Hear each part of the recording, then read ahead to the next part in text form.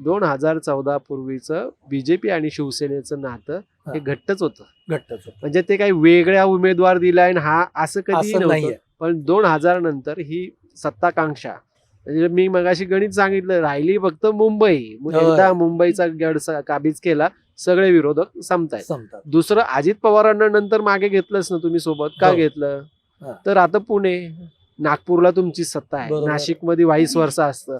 संभाजीनगरचं घेतलं तर तसं इकॉनॉमिकल तसं तिथलं केंद्र नाहीये. पश्चिम महाराष्ट्रात तुम्हाला कोल्हापूर, फार तर कोल्हापूर, सांगली, तिथेही इकॉनॉमिकल तेवढी स्ट्रेंथ नाहीये.